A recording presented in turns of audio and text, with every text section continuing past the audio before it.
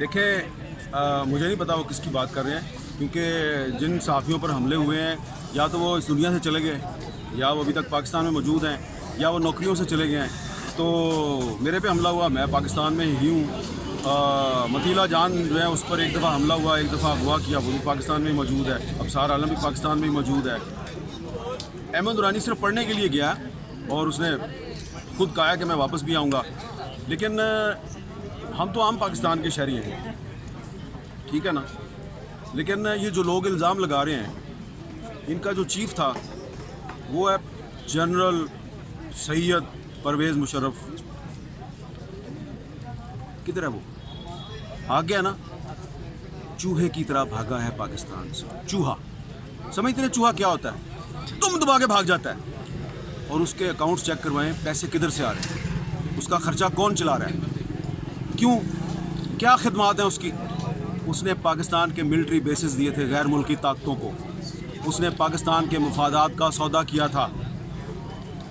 وہ ہے اصل آدمی، وہ ہیں اصل لوگ جنہوں نے پاکستان کو بیچا، پاکستان کے ملٹری بیسز دیے اور اس کے انعام میں آج ان کو وہاں پر پیسے بھی ملتے ہیں اور اپارٹمنٹ بھی ملتے ہیں اور وہ باہر بیٹھے ہوئے ہیں۔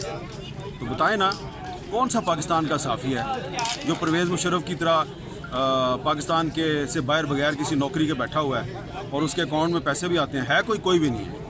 تو پہلے آپ اپنی منجی کے نیچے ڈانگ پھیریں اور پھر صحافیوں کا نام لیں۔ میں آپ کو چیلنج کرتا ہوں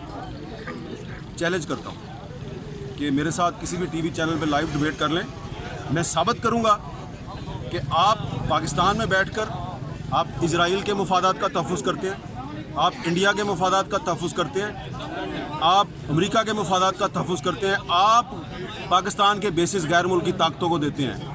کب شروع کیا آپ نے کام؟ ایوب خان کے دور سے آپ نے بڑا بیر کا اڈا جو ہے وہ امریکہ کو دیا، اور پرویز مشرف نے شمسی ایئر بیس جو ہے وہ امریکہ کو دیا۔ آپ سودے بازی کرتے ہیں پاکستان کی، صحافی نہیں کرتے۔ تو ثبوت کے ساتھ بات کریں، ہم بھی ثبوت کے ساتھ آئیں گے۔ ہمت ہے تو لائیو ڈیبیٹ کر لیں میرے ساتھ۔